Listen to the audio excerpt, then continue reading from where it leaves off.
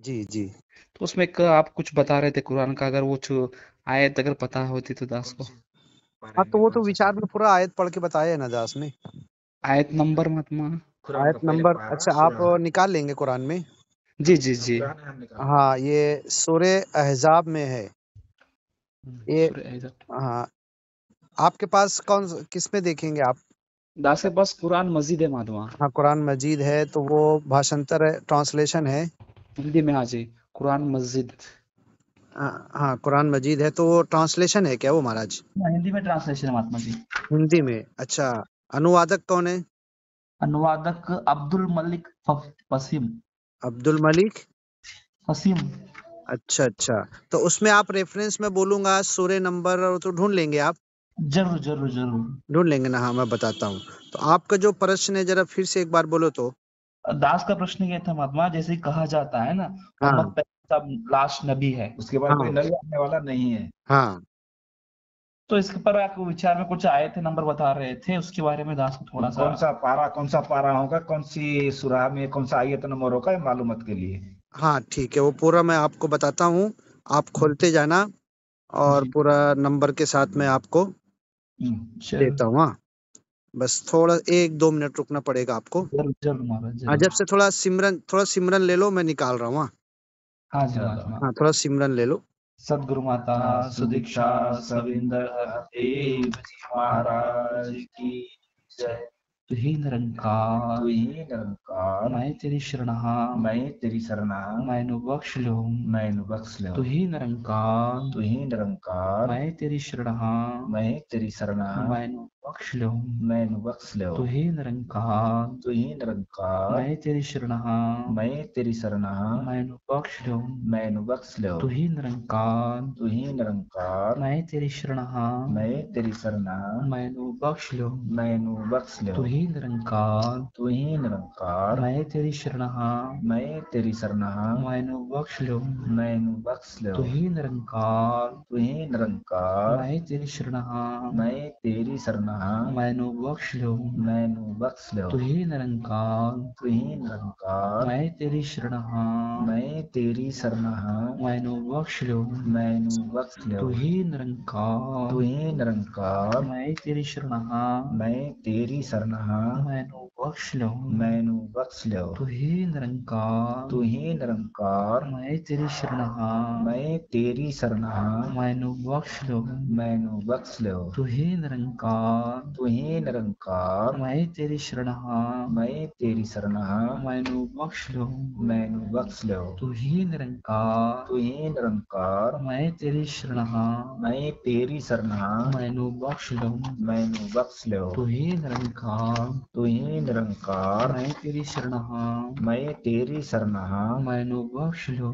मैनू बख्श ले। तू ही निरंकार, तू ही निरंकार, मैं तेरी शरणा, मैं तेरी शरणा, मैनू बख्श लो। तू ही निरंकार, मैं तेरी शरण हा, मैनू बख्श लो। तू ही निरंकार, मैं तेरी शरण हा, मैनू बख्श लो। मालिक सबको तन से, मन से, धन से, ज्ञान से माला माल कर दो, धनी कर दो। इस जग में मानव है जितने, सबके दिल की तमन्ना हो पूरी। सबको बना दे ज्ञानी ईमानी, दास तड़प कर दुआ कर रहा है, मेरी अरदास रहे ना अधूरी। सबको सिखा दे रूहानियत इंसानियत, दिलों से मिटा दे झगड़ा फसाद और हैवानियत। ए खुदा कह दे कुन फयकून, हर तरफ हो जाए सुकून ही सुकून। हाँ ये आप निकालिए, सूरह अहज़ाब है, चैप्टर नंबर है उसका सूर्य 33। 33। 33। हाँ सूर्य अल अजाब। अल अहज़ाब, हाँ आदि सूरा 33। सूरह अल अहज़ाब, सूरह नंबर 33। हाँ जी महात्मा। हाँ सूरह नंबर 33 है और उसका वर्ष नंबर, आयत नंबर है सूर्य 33 हाँ सूरा अल अल अजाब, राइट। हाँ जी हाँ महात्मा। 33। हाँ जी मिल गया महात्मा। हाँ और उसका वर्ष नंबर है 39। 39। हाँ 39 और 40, ये दोनों वर्ष में ये बात हम बताते हैं आपको। पहले अरबी पढ़ेंगे, अरबी पढ़ने के बाद उसका हिंदी में ट्रांसलेशन बताऊंगा मैं। जी। हाँ तो ये अच्छा वहां पर अरबी है आपके पास हिंदी नहीं के नहीं साथ? महात्मा, नहीं नहीं हिंदी में सिर्फ सिर्फ महात्मा। हिंदी है, जी। अरबी नहीं है तो? अरबी नहीं है। अच्छा उसके हाँ, उधर प्रभु आप पढ़ेंगे 39 नंबर जो है वो जरा पढ़िए तो। हाँ जी महात्मा, यह हाँ। नियम उन लोगों के लिए है जो अल्लाह के संदेश पहुंचाते हैं हाँ। और उससे डरते हैं हम्म। और अल्लाह के सिवा किसी से नहीं डरते हाँ। और अल्लाह हिसाब लेने के लिए काफी है। हाँ। 40 हाँ। मोहम्मद तुम्हारे पुरुषों में से किसी के पिता नहीं है, हम्म। परंतु वे अल्लाह के रसूल और नबियों के समापक है और समापक, हाँ समापक, हाँ। और अल्लाह हर चीज का ज्ञान रखने वाला है। हाँ, ये इतना में देखो इसमें क्या दिया, लेकिन मोहम्मद पैगंबर तुम में से किसी पुरुषों के पिता नहीं है। इसका जी इसका मीनिंग क्या हुआ कि उनकी जितनी भी औलाद थी मोहम्मद पैगंबर की, बचपन में डेथ हो गया था उनका। जरूर। हाँ, तो लड़कियां, 4 लड़कियां बड़ी हुई थी, लेकिन लड़के सब बचपन में मेल एडल्ट बनने से पहले ही उनका डेथ हो गया था। जी महात्मा। हाँ, तो उसको अरबी में कहा गया मा काना मोहम्मदुन अबा अहदिम मिन रिजालिकुम। पहले ऊपर की अरबी वर्ड्स पढ़ता हूँ मैं, और जो आपने पढ़ा है मैं वही अनुवाद मेरे मेरे भाषांतर में करता हूँ, मेरी लैंग्वेज में। जी जी हाँ, अल्लदीन युबल्लिगून रिसालातिल्लाह, वो लोग जो खुदा का मैसेज दुनिया तक पहुंचाते हैं, व यख्शौनहु, और प्रभु निराकार से डरते हैं, वला यख्शौन अहदन इल्लल्लाह, और एक प्रभु निराकार को छोड़कर किसी का डर उनके दिल में नहीं है। वकफ़ा बिल्लाहि हसीबा, और ये प्रभु निराकार की ज़ात अकेली काफ़ी है एक एक पल, सेकंड, मिनट और दिन, घड़ी, महीना, साल का तुम्हारा हिसाब लेने के लिए। मा काना मोहम्मदुन अबा अहदिम मिन रिजालिकुम, मोहम्मद पैगंबर जिनको ये कुरान दिया गया, मालिक की तरफ से आया, फरिश्ता जिब्रील लाता था, जी थोड़ा थोड़ा थोड़ा सुनाता था, पूरा जी कुरान 23 साल में कंप्लीट हुआ। तो ये जो मोहम्मद तुमको कुरान सुना रहे हैं, बता रहे हैं और एक खुदा की तरफ बुला रहे हैं, सबसे जी। मेन मेन मुद्दा क्या था, जो गांव में मोहम्मद पैगंबर आए थे, मक्का गांव में, हाँ तो जी हाँ, बाद में मदीना में गए 10 साल के बाद। तो जी मक्का में जब इन्होंने लोगों से कहा ला इलाहा इल्लल्लाह, एक खुदा को छोड़कर कोई खुदा नहीं है, तो सिर्फ एक खुदा है, जब ये दावत उन्होंने दी, तो खाने काबा, जिसका हज करने के लिए पूरी दुनिया से लोग जाते हैं, वो खाने काबा के अंदर 360 मूर्ति रखी हुई थी।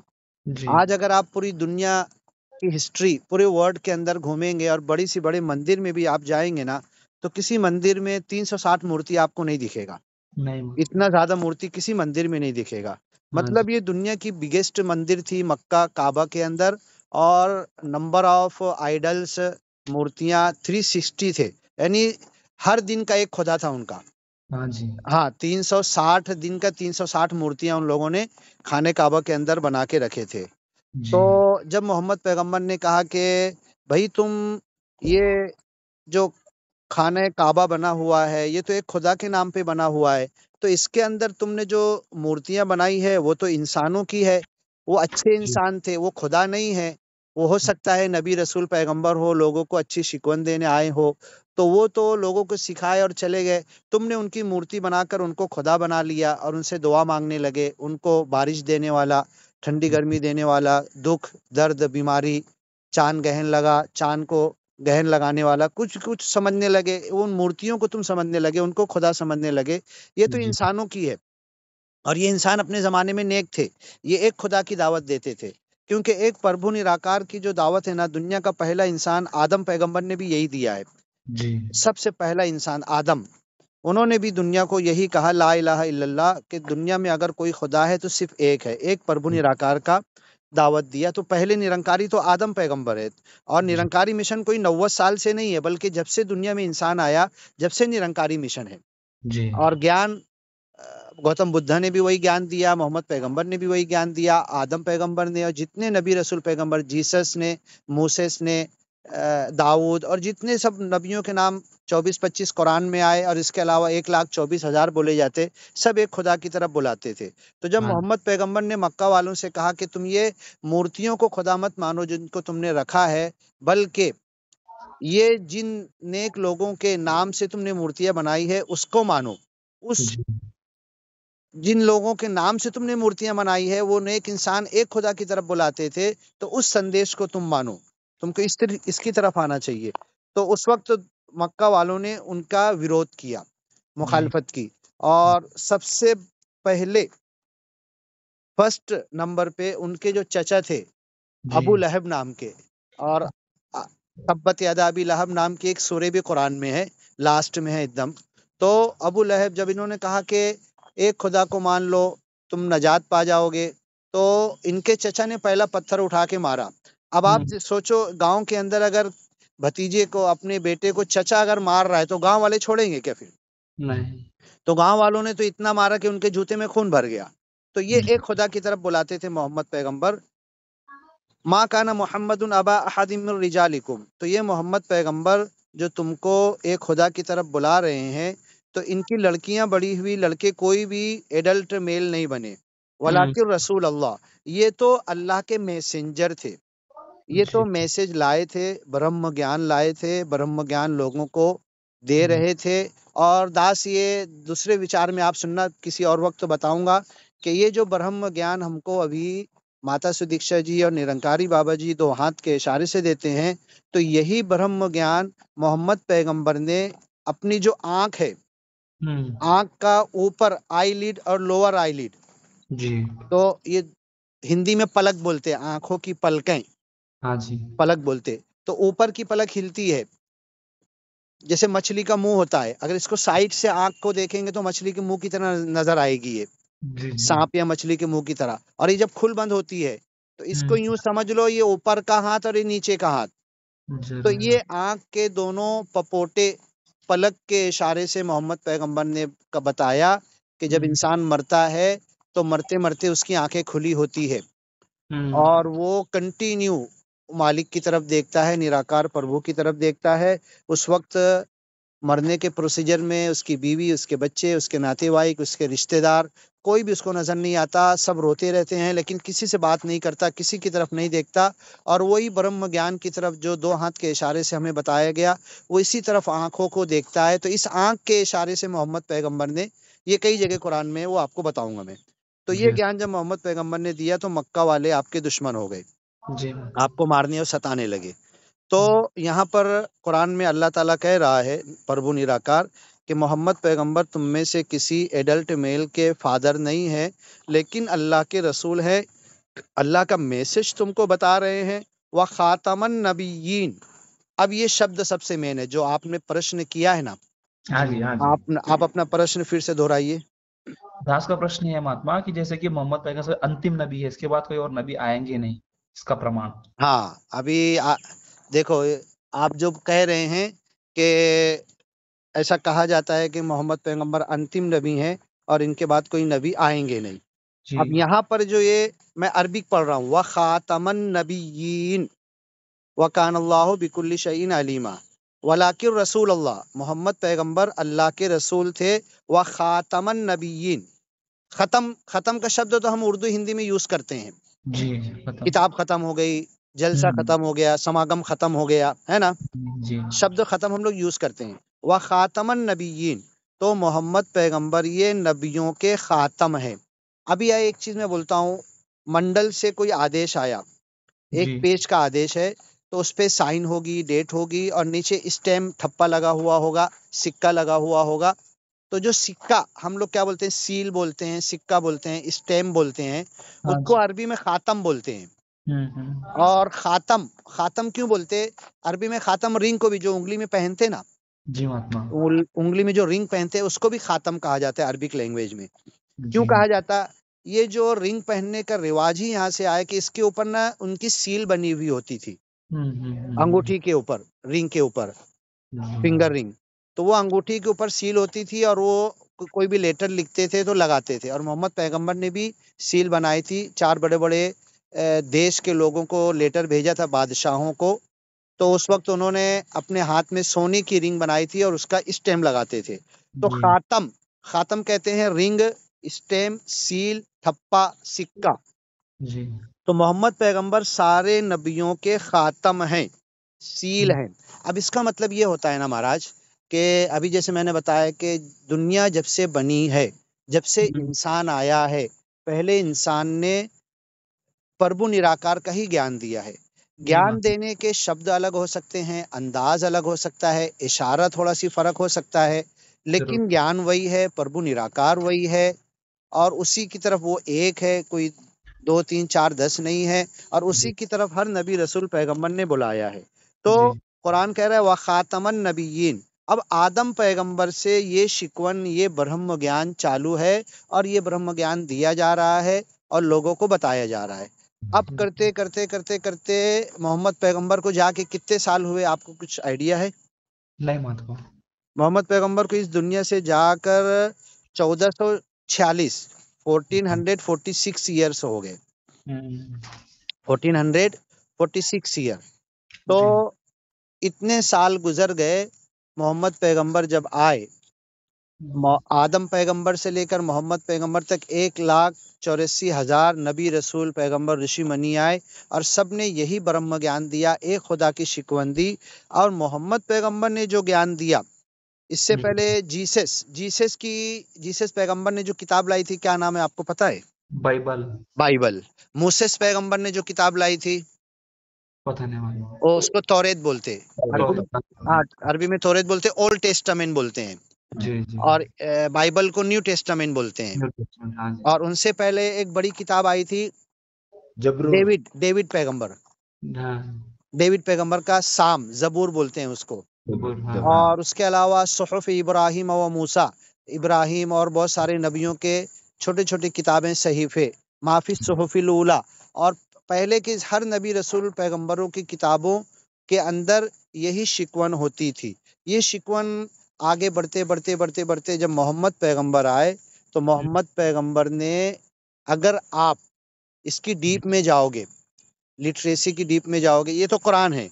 कुरान के देखा जाए तो 500, 550, 550, इससे ज्यादा इसके पेजेस नहीं है कुरान के, जी बस इतना है। लेकिन मोहम्मद पैगंबर ने जो, जैसे अभी माता सुदीक्षा जी विचार देते हैं, हाँ जी बाबा बाबा हरदेव जी के विचार जमा किए गए, हरदेव बानी बनी। बाबा हाँ अवतार जी के विचार थोड़ा बहुत जमा किए गए, सिलेक्ट किए गए, उसमें से पूरे विचार तो नहीं है, लेकिन बीच बीच में से थोड़ा थोड़ा निकाल के सिलेक्शन किया गया, तो अवतार बानी बन गई, हरदेव बानी बन गई। आगे ये हो सकता है कि माता सुदीक्षा जी के विचार जमा किए जाए, तो माता सुदीक्षा जी के नाम पर कोई पुस्तक बन जाएगी।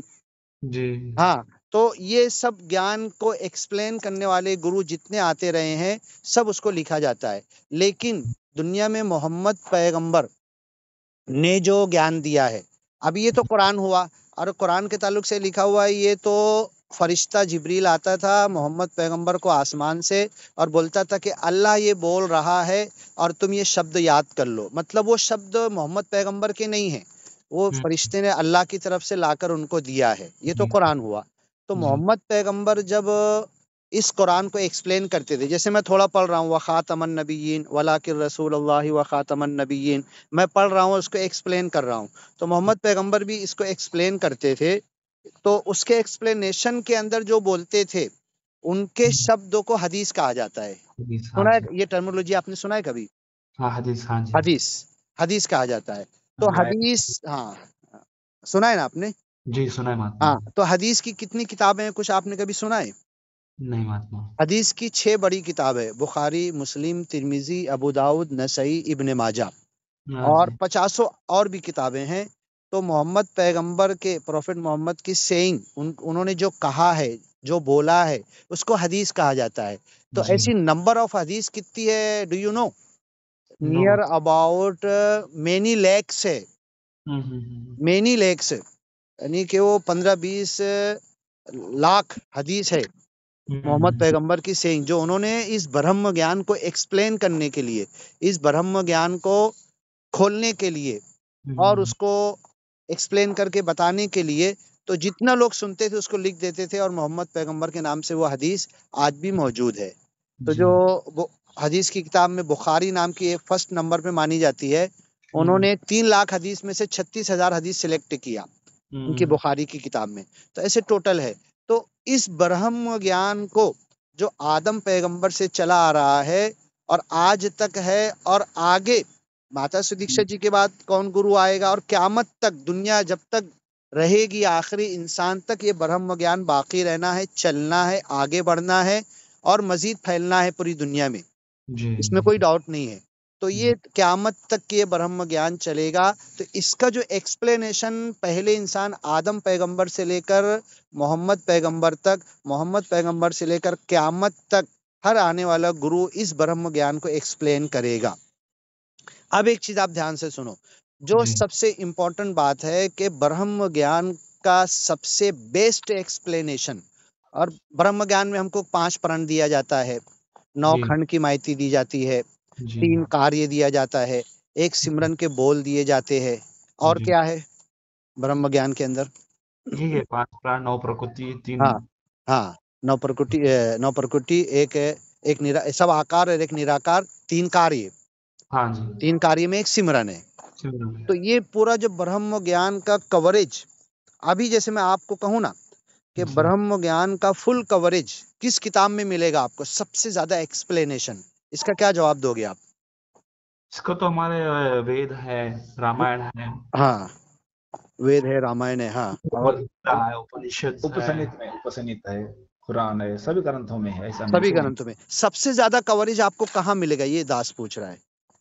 सारी जितनी भी किताबें हैं सब में मिलेगा, ये बात तो सही है जी कि जी जी हाँ, तो सबसे ज्यादा कवरेज कौन कर रहा है?